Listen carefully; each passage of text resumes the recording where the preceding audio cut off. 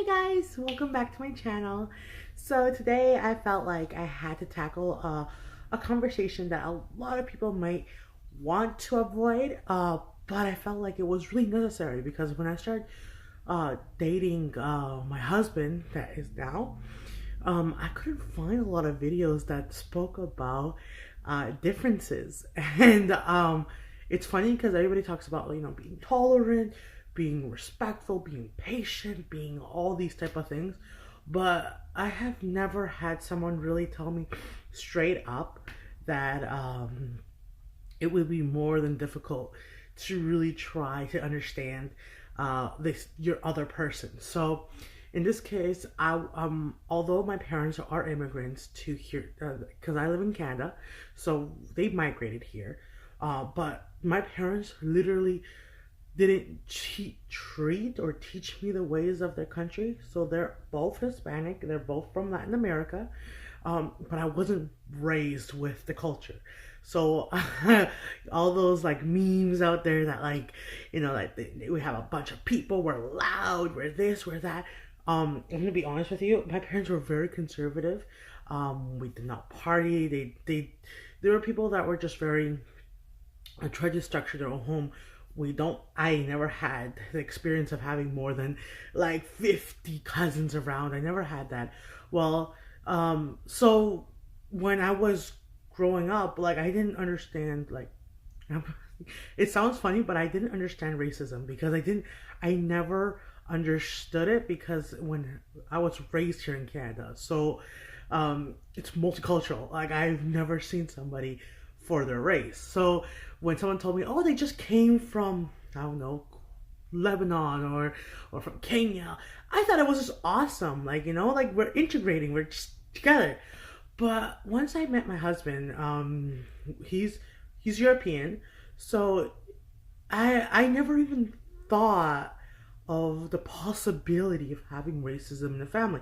Yes, I've watched the movies Our Wedding or My Big Fat Greek Wedding, which is like really awesome. And then I thought they were just movies. I never thought that I would have to either tackle somewhat of it. I never thought that I would be looked upon because of my race. And it sounds I don't know if it was because I was fit in this little bubble where like people are just accepting naturally.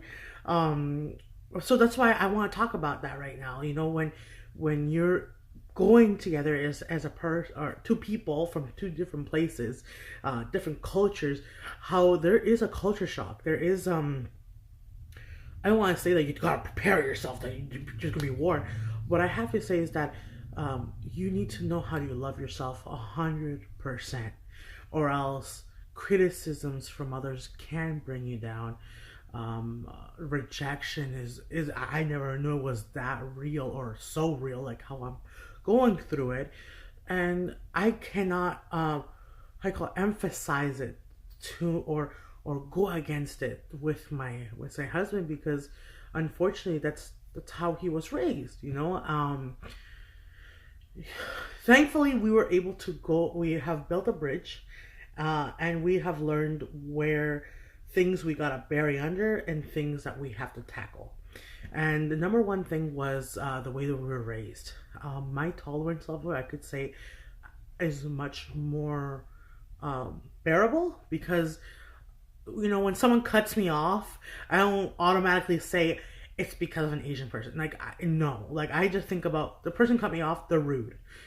So when I started driving with my husband and I started hearing his commentary and everything, I'm just like, wow, the narrow mindedness, and it automatically got me to judge.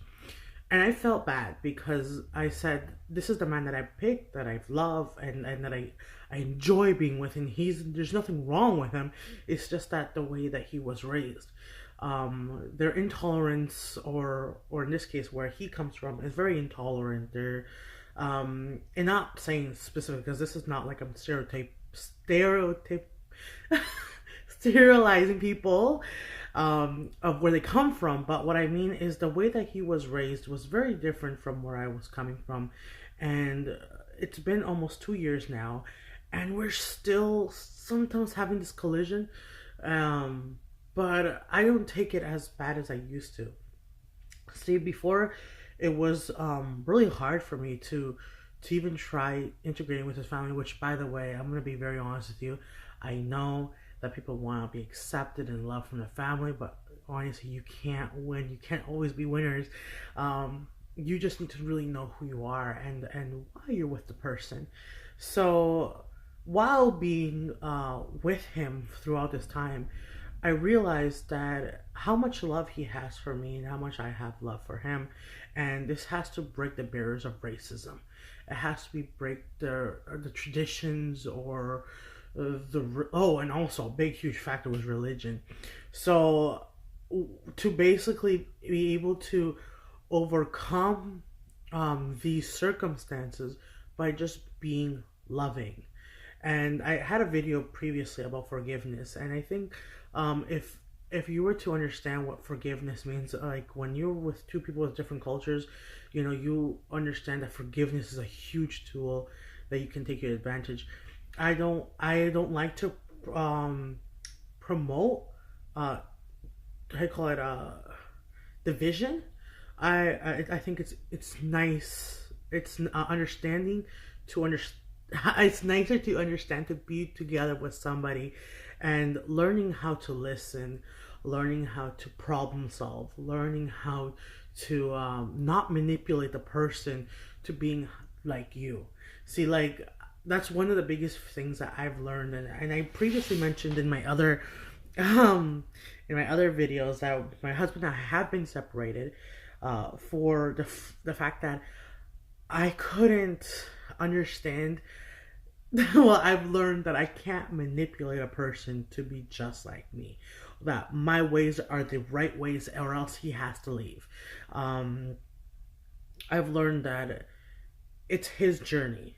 Although we are married and we're consecrated together, I already knew, and I think everybody should know that when you enter to a relationship, there are things you're gonna like and dislike of your significant other.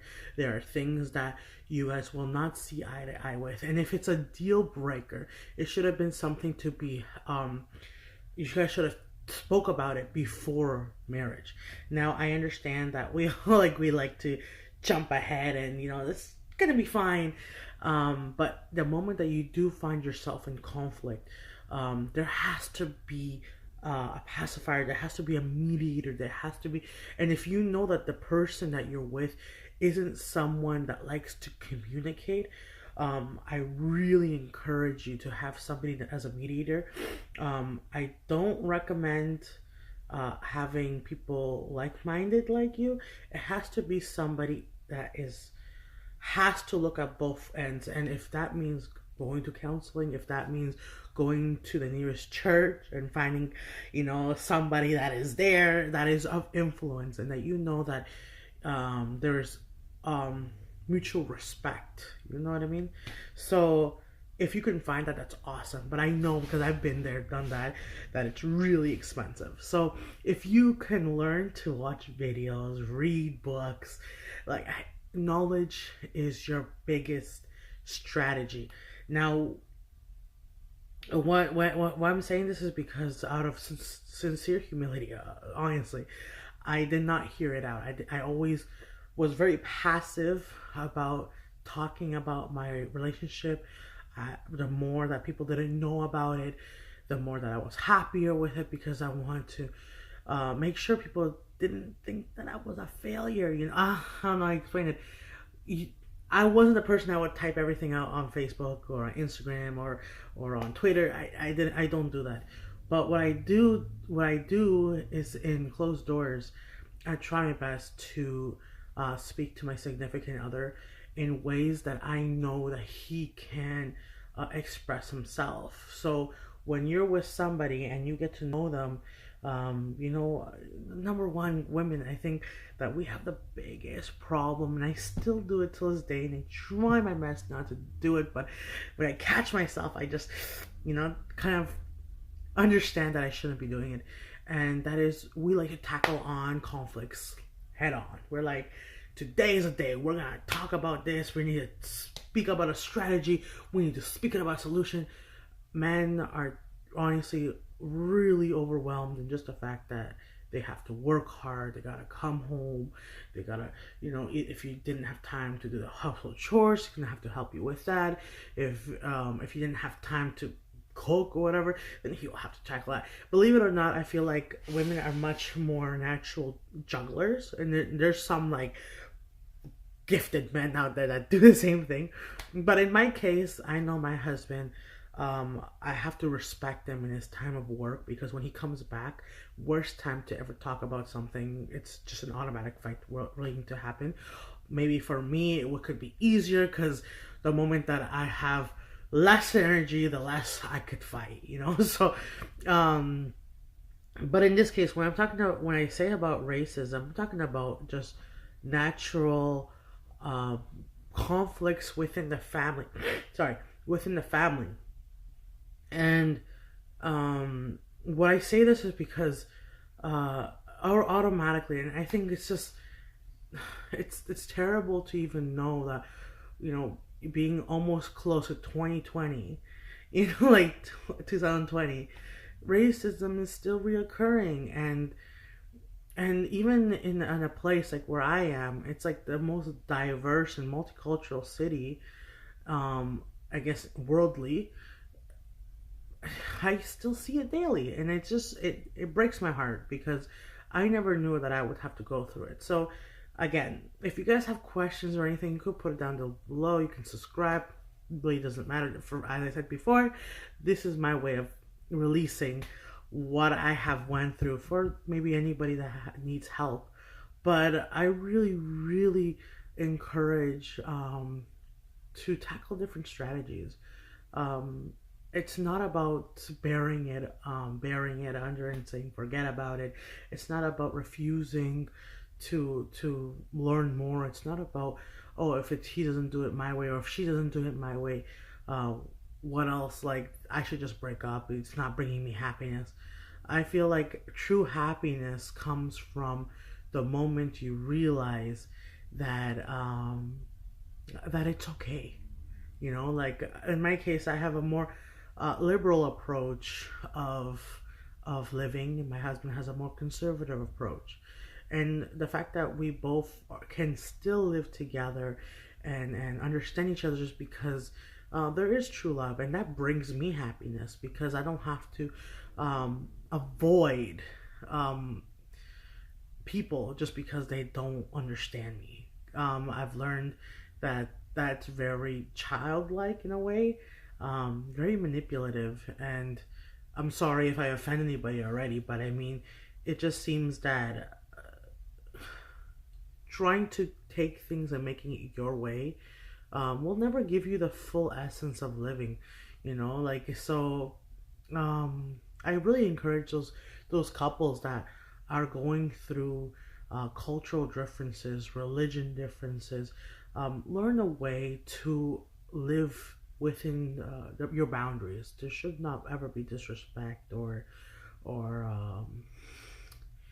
abuse. I know sometimes it does happen, and I'm not gonna be the person that says it does not happen, because sometimes from being you're so stupid to becoming you're a freaking asshole, sorry the language, but I mean, it escalates, and especially when they keep doing the same thing over and over again. So when it comes to religion, when it comes to political standing, if you already know that's a deal breaker, don't continue. You should really release that person right on time. But I'm talking specifically for people that have already been married, that there's always a way. There's always a way. And I know it takes maybe one person, maybe like and you're like, but why me? It has to take one person to make a difference. And if you know that you can hang on a little bit, have a little bit of faith, have hope, you know, that they could see it in your way, but not the way to manipulate, but the way out of love, out of the fact that they see that you genuinely care about them and you love them for who they are, and you don't want to disrespect them intentionally. Why not? You know, find yourself a mediator, find yourself somebody to help you guys out. Anyways, that was just for today. I just wanted to just share that with you guys. I'll have another video post up about how my husband and I have found a problem solved. We had a problem and we solved it with religion. Number two, about if we were ever to have kids. Number three, how to integrate the family without having to feel like we are bonded 100%. And number four, I felt like when you learn to not judge the person because of their way of thinking, and that's really hard. So that'll be another video for next time. But anyway, thank you guys. Bye.